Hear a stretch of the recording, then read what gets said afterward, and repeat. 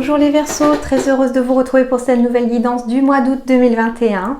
Donc petite guidance simplifiée avec de nouveaux oracles parce que le temps va me manquer suite à des imprévus pour pouvoir faire tous les signes en même temps. Donc si je veux pouvoir vous donner à tous vos messages avant mon départ en congé aussi, il faut du coup que je m'adapte. Donc voilà, un petit peu 4 oracles, l'oracle, le tarot des anges, le petit oracle de la forêt, l'oracle de la voix des âmes d'Isabelle Serre et l'oracle de l'arbre de vie pour pouvoir vous délivrer vos petits messages pour le mois d'août afin de vous aider quand même à avancer et vous donner des petites pistes pour vous aider en tout cas à aller de l'avant au mois d'août.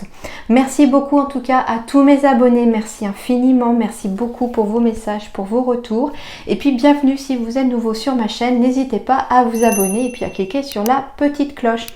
Donc ici ça va être une guidance générale et puis je vous invite si vous souhaitez davantage sur le domaine sentimental à aller voir la seconde vidéo de votre signe pour le sentimental. On y va tout de suite pour vous les Verseaux, août 2021.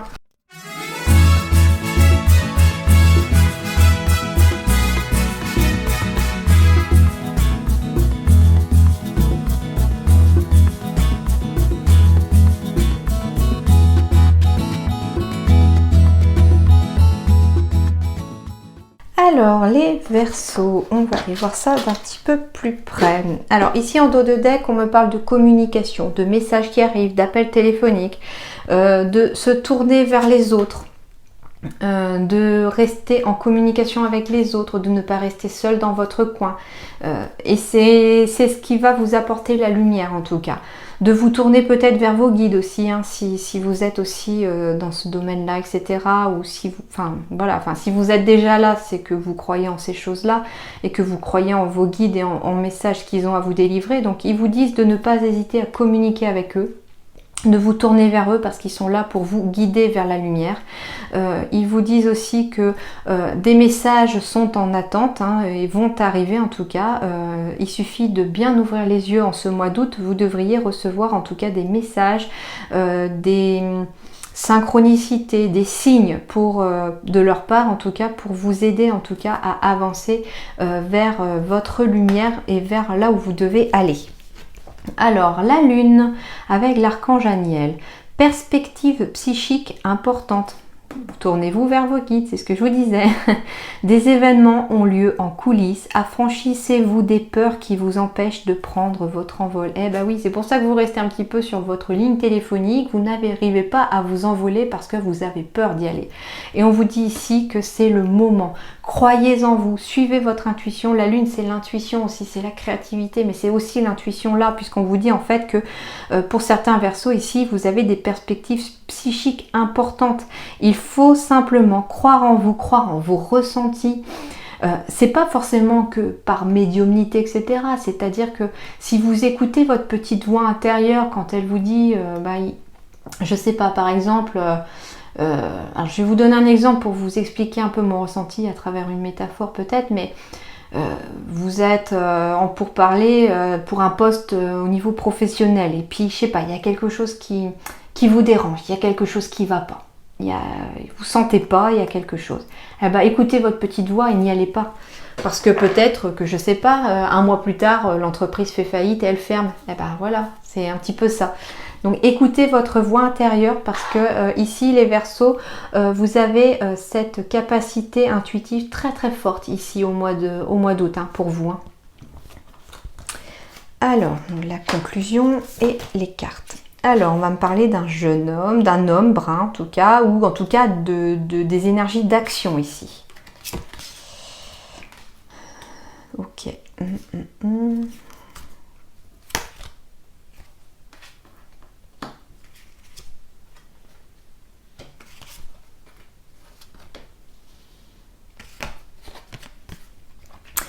Ok, malgré ce que ça peut penser, ici on me parle en tout cas d'un changement, d'une fin, mais positif ici pour quelque chose.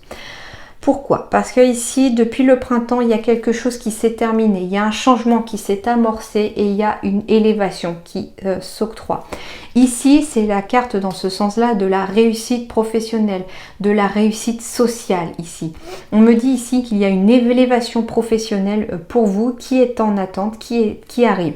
La carte du printemps, c'est aussi la naissance, le début de quelque chose. Donc, on a bien une fin qui se termine, c'est-à-dire ici, je vois que c'est, on me dit que pour les Verseaux ici, hein, vous avez, alors soit on vous dit de passer à l'action pour quitter un état de pauvreté, de stérilité, enfin, il y a quelque chose en fait qui ne vous convient plus. Il y a quelque chose sur un domaine qui ne vous convient plus. C'est un petit peu...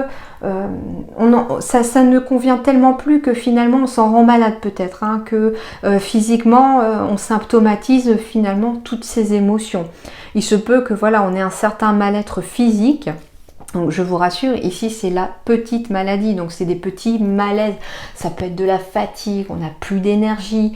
Bon, il est temps que les vacances arrivent pour certains, hein, bien sûr, si vos vacances sont au mois d'août.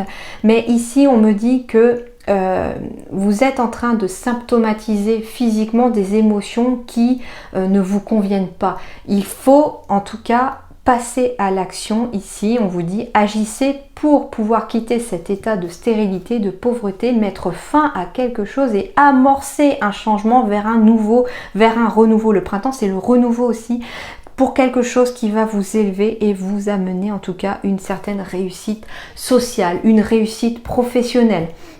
Peut-être que certains d'entre vous ne sont pas heureux au travail actuellement. On a envie de changer, mais on a peur de prendre son envol. On a peur d'y aller.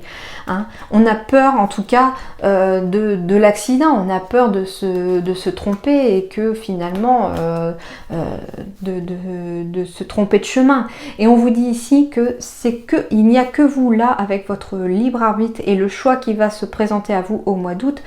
Il n'y a que vous qui pouvez mettre fin à cette période un peu de stagnation, de stérilité, de pauvreté qui finalement financièrement on sent que ça ne convient pas, le travail ne vous convient pas, moralement ça ne convient pas non plus, peut-être qu'on a envie de plus, on n'est pas reconnu non plus à sa juste valeur ici et on vous dit de vous affranchir de vos peurs, que des événements ont lieu en coulisses pour vous amener à évoluer et à quitter ça pour arriver à ça.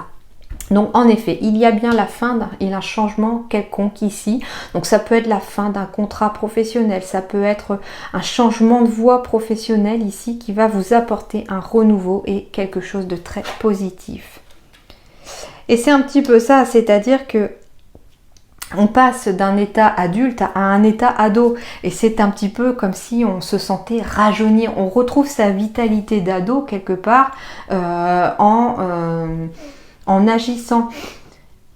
L'homme adulte ici qui est représenté ici, c'est quelqu'un qui est terre à terre aussi. Je sens que à travers cette carte là, c'est quelqu'un qui réfléchit beaucoup, mais qui réfléchit tellement que du coup, il n'ose pas non plus avancer. Or l'adolescent, lui, qu'est-ce qu'il fait? Il a envie, il fait. Tout simplement, il s'affranchit de ses peurs. L'adolescent, il explore le monde.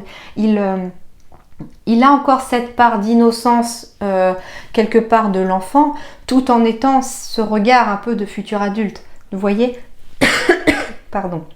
Et c'est un petit peu ce qu'on vous demande en conclusion, c'est-à-dire de garder cette réflexion quelque part de jeune adulte, tout en gardant cette innocence d'enfant. C'est vraiment l'entre-deux ici, et de ne pas être que dans le mental du jeune adulte. On n'est pas encore dans la sagesse non plus de la personne âgée qui fait qu'on réfléchit et on arrive à prendre des décisions posées. Ici, on a ce réel blocage de l'être adulte qui est toujours dans ce mental-là. Les enfants, c'est un petit peu ça, ils ont envie de rêver et ils croient en leurs rêves. Hein. Voilà, c'est tout à fait... Enfin, ça me fait penser à mon fils qui est persuadé plus tard qu'il pourra, entre guillemets, qui rêve d'avoir son propre pays. Bon, je le décourage pas, hein, voilà, mais voilà, ils ont des rêves un peu fous, les enfants, et ils sont dans cette... dans cet état d'esprit que tout est possible. Voilà, c'est ça. C'est pour les enfants et même pour un ado, tout est possible quelque part. Enfin, ado, voilà, c'est jeune ado, voilà, c'est vraiment tout juste quitter l'enfance vers un monde un peu plus adulte, mais tout en gardant quand même ses rêves. Très beau tirage quand même, hein, donc croyez en vous, croyez en vos rêves, c'est à portée de main. D'accord? Il faut juste rester aussi dans la communication aussi, demander de l'aide aux autres. Ça peut être ça aussi, se tourner vers les autres. C'est pas que vers vos guides, hein, pas que dans le domaine spirituel. C'est aussi ne pas hésiter à communiquer sur vos envies, sur ce que vous voulez, demander de l'aide à des personnes qui, elles, sont déjà capables d'avoir des compétences pour vous aider. D'accord? Les conseils. Apprendre. Prenez exemple sur les hiboux. Profitez de la nuit pour trouver les réponses à vos questions. Ne dit-on pas que la nuit porte conseil? Eh bien oui, si vous avez besoin d'une réponse, des fois, ce qui est bon, c'est demander à vos guides avant de vous coucher. Demandez à ce qu'ils vous apportent la réponse à travers vos rêves, à travers votre sommeil. Et demandez-leur surtout que vous puissiez vous en rappeler. Et avant de vous réveiller, juste au moment où on quitte le sommeil, essayez de vous rappeler de ce rêve-là. Ne vous levez pas tout de suite parce que ça ancre en fait le rêve cette fois-ci dans la mémoire. Et du coup, vous pourriez très bien avoir cette réponse que vous attendez tant en vous levant le matin. Et on vous dit le temps. Embrassez les gouttes de rosée de la vie avant qu'elles ne disparaissent avec le soleil du matin. On vous dit de profiter tout simplement de l'instant présent et de profiter de la vie aussi. Hein. On vous dit que le temps, il file très vite. On vous dit qu'il faut prendre le temps de chaque chose, de savourer chaque marche que vous allez quand même monter. Voilà, si vous êtes dans un changement actuellement professionnel ou sentimental, avancez pas à pas. Ne vous souciez pas de ce qu'il y aura demain, ne vous souciez plus de ce qu'il y a eu hier. Avancez pas à pas, une marche après marche, pour pouvoir être sûr en tout cas d'avancer. Et ça n'en fera que des bases plus solides. D'accord? Et enfin, que vous disent vos guides? La colère. Ah, intéressant. Ici, j'ai la sensation qu'on a besoin de libérer de la colère pour certains. Allez, je vais aller voir.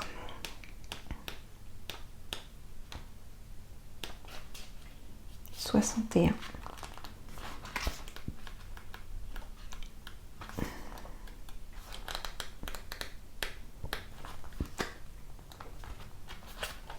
tes guides.